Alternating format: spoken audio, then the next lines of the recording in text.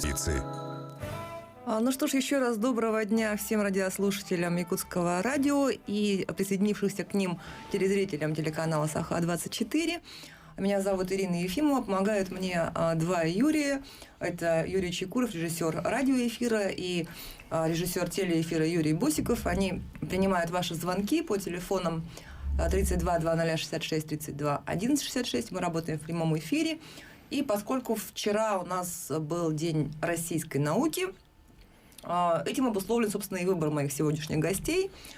У меня в гостях вот два прекрасных молодых человека, сколь прекрасных, столь и умных, потому что это люди, которые занимаются непосредственно наукой, сотрудники Центра Арктического инновационного центра, двух разных лабораторий. Это лаборатория геномной медицины Артем Кузнецов и лаборатория графеновых нанотехнологий, да, Григорий Александров. Да. Здравствуйте. Здравствуйте.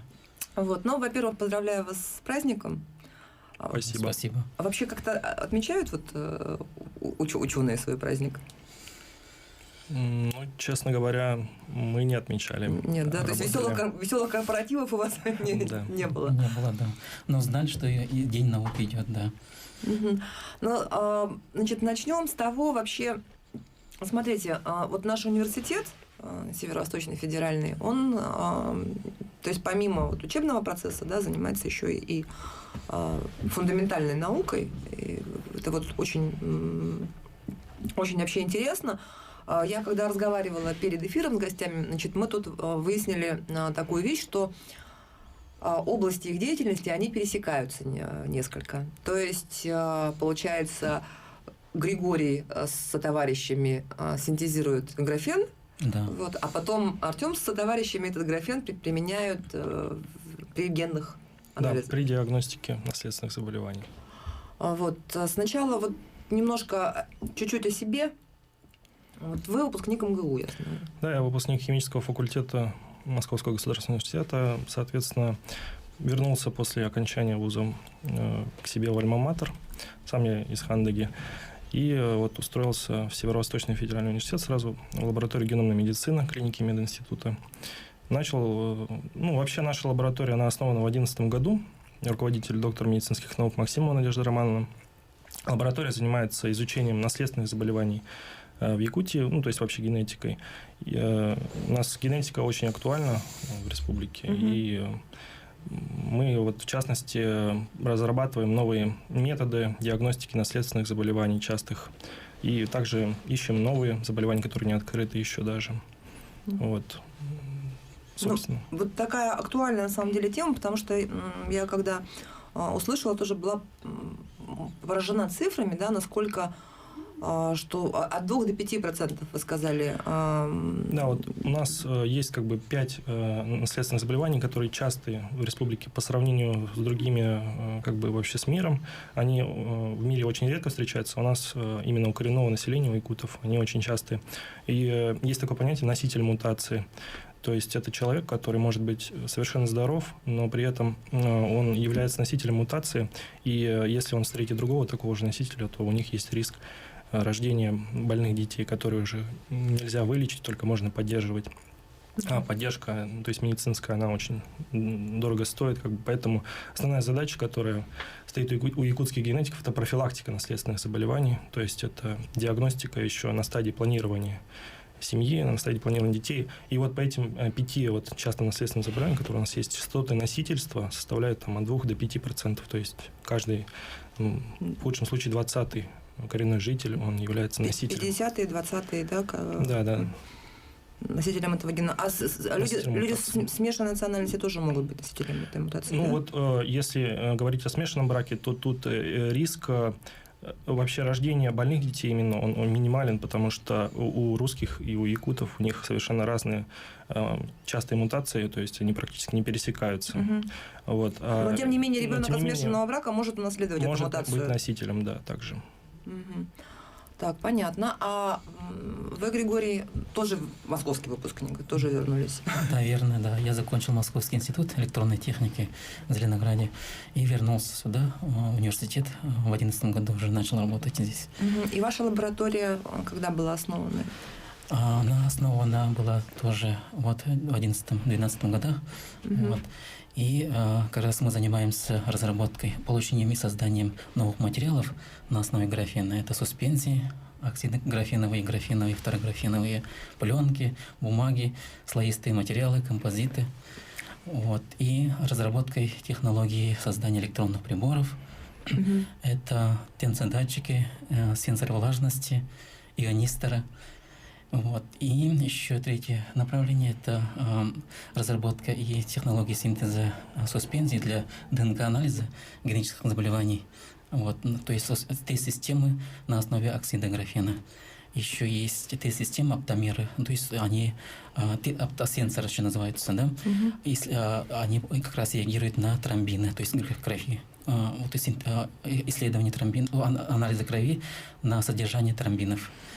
Вот. Это есть против заболевания тромбофилии как раз используется. Так, не переживайте, уважаемые зрители, я тоже ничего не понимаю. Я знаю, что...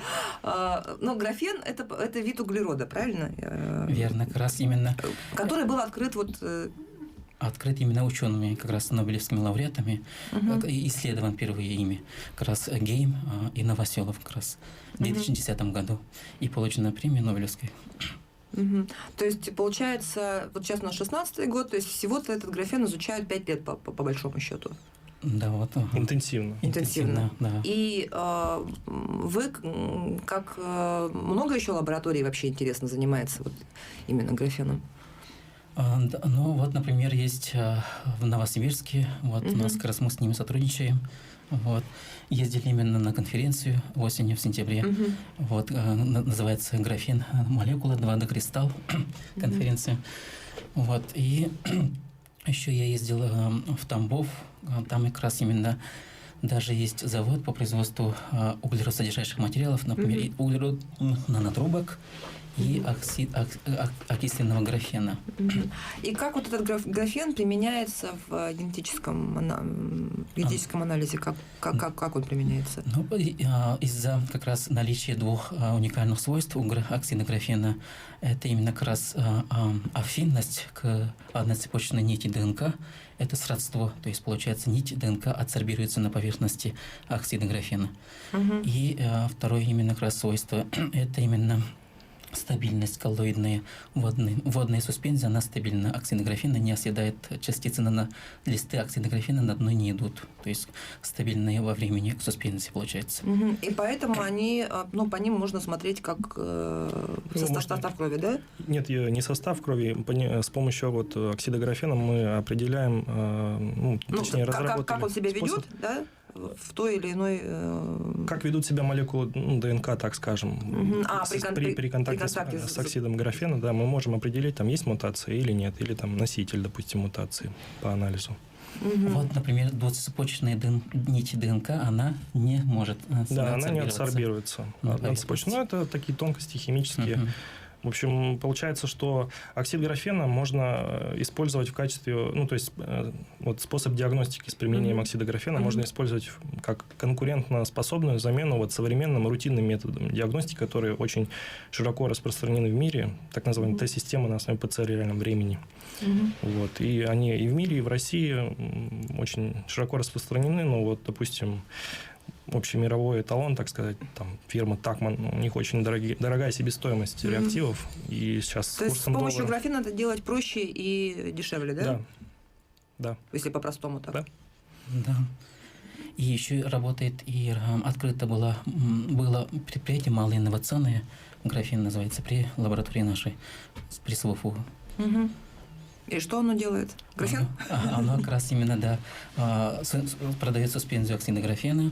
Вот. Но кроме этого еще для широкого потребления тоже жидкий азот тоже производится и продается. Заключены были 2 контракта государственных, например. Вот. Национальный центр медицины, например, один покупатель у нас. И институт мерзлотоведения. Ну, хорошо.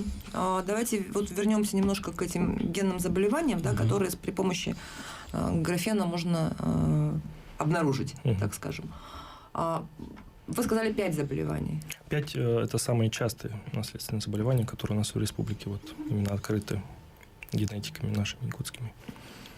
И все они могут выявляются при помощи вот этого анализа? Нет, на самом деле вот у нас оксид графена начал применяться в рамках вот совместного гранта по федеральной целевой программе. Мы выиграли грант по разработке как раз новых способов диагностики наследственных заболеваний. И в частности мы вот решили применить оксид графена для ДНК-диагностики ТРЕМ-синдрома. Это заболевание наследственное, которое приводит к рождению детей низкого роста, там, с дисморфиями внутренних органов, скелета. Вот, то есть она достаточно тяжелая. И мы разработали способ диагностики носительства этого заболевания с помощью как раз оксида графена. А по остальным 5 пока еще только планируем дальнейший. То есть, в принципе, мы можем разработать такой же способ с применением оксида графена для диагностики любого там, из 5 заболеваний. И не только наших, а вообще любых там, мутаций, которые могут... А почему именно у якутов так распространены вот эти заболевания? С чем связано? Дело в том, что вот как бы якутская этническая группа, она в целом все длительно, то есть практически все время была изолирована. Веками, то есть здесь, да, в холодах. И не ассимилировалась практически, ассимиляция не происходила. Поэтому вот есть так понятие эффект основателя. Кто-то привнес мутацию, и она начала распространяться среди коренного населения и накапливаться соответственно. Вот, поэтому у нас такие очень высокие частоты носительства гетерозиготного этих мутаций, которые приводят к заболеваниям. Ну и, наверное, тогда к коренным северным народам это тоже относится, да? Ну, вообще... Вот малые народности, вот эти народы, малочисленные народы, да? То есть это и не только якуты, но и там и... Ну, там частоты немножко другие, насколько я знаю. Но в целом, да, это все относится и к малым народностям. А скажите, вот провели анализ, допустим, да, по там, медицинским показателям, заподозрили, что возможно там, рождение больного ребенка, или уже у родителей есть больной ребенок, допустим, да, и вы начинаете искать эту мутацию, есть ли она или нет. Вот, допустим, ну вот нашли мутацию, и что вот с этим потом делать? Не рекомендовать им заводить детей больше? Ну вот вы 2 ситуации сейчас привели. Если родился больной ребенок, да, то только можно провести подтверждающую диагностику, установить конкретно какое заболевание. Причина, да? Да, причина. И, соответственно, уже то есть знать способ лечения этого ребенка. Вылечить его 100% нельзя, потому что это наследственное заболевание. То есть оно вызвано изменениями в геноме. И его вылечить полностью никак нельзя. Потому что геном не изменить уже. Да, естественно. Вот. А если говорить о диагностике на стадии планирования семьи, да, то в такой ситуации, когда у родителей, допустим, у обоих обнаружилась одна и та же носительство одной и той же мутации, то, конечно, им консультативная помощь оказывается. Они могут принять решение, либо, конечно, не заводить детей, либо есть такое понятие, как экстракорпоральное оплодотворение. Вот у нас, допустим, в Новосибирске делают зачатие эмбриона в пробирке и, соответственно, потом проводят у этого эмбриона анализ. И если он здоров, то его подсаживают в утробу матери. А если он болен, то можно попробовать еще раз, грубо говоря. То есть в любом случае можно иметь здоровых детей. Просто когда ты знаешь... то есть их же, у этих же родителей генетический материал берут, и просто отсеивают тот, который несет мутации. Правильно? Грубо говоря, так можно сказать, да. Ага. Ну, то есть это не то, что им прям детей нельзя? Нет, конечно. Просто есть риск. Вот, допустим, если говорить об этих 5 заболеваниях, то риск 25%, если оба носителя одной и той же мутации. Риск рождения больного ребенка 25%. А риск того, что встретятся 2 носителя мутации, примерно каждый 50-й, каждый 20-й. Ну да, по статистике вот у нас, допустим, частота рождения больных детей, она составляет где-то около 1 на 10 тысяч, около там, по вот этим 5 заболеваниям. То есть если учесть то, что у нас в республике каждый год в целом 16 тысяч детей рождается, то, несколько больных детей, если их не диагностировать родители, то есть на стадии планирования семьи, то они будут рождаться, естественно, такие больные дети. А кто занимается вот тем, чтобы это диагностировалось на стадии развития? Вообще у нас в медицинском центре в нашем МГК есть медико-генетическая консультация, которая занимается как раз медико-генетической консультированием населения, которое планирует детей, то есть пары могут прийти туда, сдать необходимый анализ. Ну, то есть, во-первых, врач посмотрит их родословную, то есть составит анамнез и поймет, нужно ли вообще им делать анализ. То есть, если у них показатели взять у них, допустим, анализов на эти 5 наследственных заболеваний или какого-то конкретного заболевания. Вот. Ну, также у нас, допустим, в лаборатории планируется внедрение платной диагностики на эти 5 заболеваний. Вот, ну, буквально там в ближайшее время, я думаю, будет это внедрено. Тогда уже любой желающий сможет... Тогда любой желающий сможет прийти и узнать. Платно сдать просто анализ, там, кровь. Есть у него сдать. там эти гены? Да, есть. Является ли он носителем? Носителем мутации этих? Да. Так получается. А смотрите, вы сказали, что вот эта мутация, она может себя никак не проявлять, ну вот в человеке. Да, но тем не менее у него где-то в анамнезе, в родословной имеется в виду, в семейном анамнезе, где-то что-то же должно быть, да? Ну, может и не быть, на самом деле. Тут как бы от случая зависит. Если у него, допустим, там кто-то из родителей носитель, ему это носительство передалось, да, то... ну, как долго может не проявлять себя вот эта мутация? Ну, вот я говорю, через сколько поколений? Тут как бы, как сказать, все зависит от случая. Вот если 2 носителя встречаются, да, то у них есть риск 25%, что родится больной ребенок, 50%, что родится носитель, или 25%, что родится здоровый. Если встречаются здоровый человек и носитель, то у них, соответственно, либо 50% родится носитель, либо 50% родится здоровый. То есть тут все зависит от случая, как бы, какие были, так сказать, предки. То есть, в принципе, эта мутация может себя и не проявлять в течение там долгих-долгих поколений, да? И то, что, допустим, то есть это не означает, что если я вот знаю там всех своих предков, да.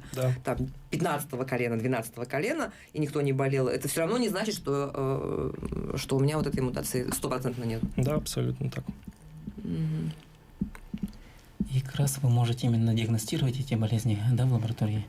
Могут подойти, нет, желающие? Ну, я говорю, что у нас в лаборатории пока планируется внедрение диагностики этих 5 заболеваний, пока еще. А чем еще занимается лаборатория, помимо вот этих? Ну, вообще у нас несколько научных направлений. Одно из них – это фармакогенетические исследования, то есть это подбор дозировки лекарств на основе данных генетического анализа, потому что некоторые лекарства, вот антиагреганты, допустим, они, и то есть их эффективная дозировка, она должна обязательно подбираться с учетом вот тех мутаций, ну, грубо говоря, которые есть у человека. То есть если неправильно, ну, то есть не без учета вот этого. Да.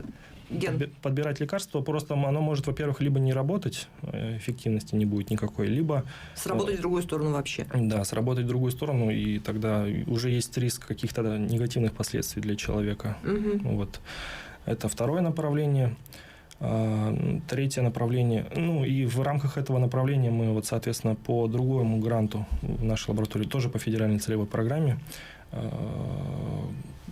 который выиграл малое финансовое предприятие нашей лаборатории, мы разработали программный инструмент, то есть это база данных, которая предполагается, что будет внедрена по всей республике, и врачи, то есть пациент один раз как бы сдает анализ по направлению врачей, попадает в эту базу данных, и дальше, какую больницу бы он ни пошел, там врач может зайти в эту базу данных, посмотреть и уже знать, с кем он имеет дело, да, собственно говоря. Что можно назначать этому пациенту, в каких дозировках и так далее. И у нас есть звонок от телезрителя. Алло, здравствуйте. Добрый день. Представьте, пожалуйста. Очень интересная беседа. Я из города Якутска. У меня вопрос. Вот исследование генетические медцентры – это платная услуга? И если платно, то сколько стоит он? Спасибо за вопрос. На самом деле в медцентре, вот, если говорить о диагностике населения на стадии планирования семьи, то это все делается бесплатно, но если есть какие-то предпосылки, то есть показания по родословной, по то есть анамнезу, если у кого-то из родственников были какие-то отклонения. То есть бесплатно, но только по направлению врача? Да, по сути так. А платно, насколько я знаю, в медцентре этого не делается. Вот это планируется внедрить на платной основе у нас в лаборатории. Мы относимся к клинике медицинского института. И, в перспективе... То есть, возможно, появятся у вас эти... Невозможно, появятся в течение просто какого-то времени. Надо подождать просто несколько. И сколько может стоить такой анализ? Ну, я точно Ну, не... приблизительно. Приблизительно. Вот порядок цен приблизительно. Потому что одно дело, там, когда $100 анализ стоит, другое дело, когда там... Ну, я могу приблизительно так сказать, это где-то 1500-2000 тысячи за одно заболевание. То есть носительство одного заболевания 1500-2000 тысячи примерно. Ну, то есть это сейчас у нас кризис, да, может быть и подороже будет, конечно. Ну, то есть, в принципе, посильная сумма для людей, которые вот серьезно к этому относятся и планируют. Хорошо. Вы рассказывали, чем занимается лаборатория. Да, извините. Вот, и, соответственно, программный инструмент – это в рамках фармакогенетических исследований. Третья вещь – это сейчас у нас есть грант по генетический паспорт спортсменов. Вот у нас якутские спортсмены, мы исследуем их ДНК и выявляем, ну, то есть проводим исследования, хотим определить вот по генам, кто из них является, допустим, более выносливым, кто является более, так сказать, спринтером, может, кто-то мышечную массу имеет потенциал быстрее наращивать. Вот. И это исследование, оно проводится совместно с Высшей школой спортивного мастерства Якутии. Вот. И еще одно направление. У нас вот недавно буквально был в конце, то есть в начале прошлого года закуплен уникальный прибор. Это генетический секвенатор нового поколения. Он единственный за Уралом, как нам сказали, он очень дорого стоит. И он позволяет проводить за один раз, за один запуск анализ там нескольких тысяч генов, да, на нескольких человек. Соответственно, то есть он просто прочитать вот эти все гены позволяет. Не просто сказать, есть у него какая-то мутация или нет, а просто посмотреть все гены и определить вообще все любые мутации, которые в них есть. И, соответственно, у нас он используется для исследований, то есть для поиска новых мутаций, которые еще не выявлены. Вот недавно буквально была проведена работа, когда у ребенка, который был с диагнозом лейкодистрофии, соответственно, не было молекулярной причины установленной, то есть что вызывало такую болезнь. Была установлена конкретная мутация, которая потом подтвердилась еще и на других детях с таким же диагнозом. То есть это все позволяет внедрить также такой же способ диагностики уже этого заболевания, лейкодистрофии у якутских детей. А раньше просто не знали, да, о том, что что это вызывается генами, такие болезни? Ну, то есть даже не предполагали. А вот по поводу спортсменов, смотрите, то есть получается, что все спортивные победы будущие, они что, заранее в генах прописаны, что ли? Ну, так, конечно, очень, так сказать, грубо говорить, наверное, но в целом... Ну, я блондинка, мне можно. По научным исследованиям, да, есть некоторые корреляции между вот способностями спортсменов и их генотипами по некоторым мутациям. То есть вы посмотрели карту вот эту генетическую, там спортсмена, допустим, юного, да? Который еще определяется и выбирает, в каком виде спорта там ему развиваться. Да. И вы по этой карте говорите, так, вот у него такие данные, его хорошо бы направить там вот туда, да? Ну, не мы говорим, это уже тренер как бы должен решить. Ну, тренер решает, да. Но вы тренеру даете раскладку. Грубо говоря, вот у него выносливость, вот у него там, он будет стайером, допустим, хорошим, да, марафонцем в перспективе. Все так и должно быть. И тренер уже направляет этого там ребенка туда, в эту область, да? Да, в перспективе, наверное, в лучшем случае так все и будет. Хорошо. Понятно с вами.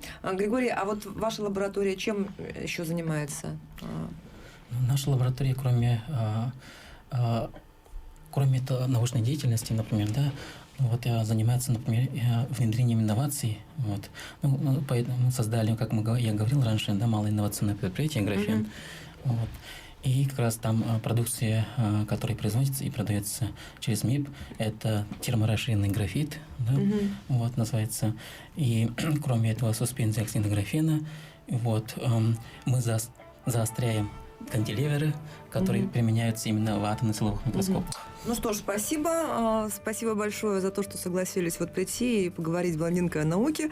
Я напоминаю, у нас в гостях были сотрудники Арктического инновационного центра, научные сотрудники Артем Кузнецов, Григорий Александров. Меня зовут Ирина Ефимова, и мы с вами услышимся ровно через неделю.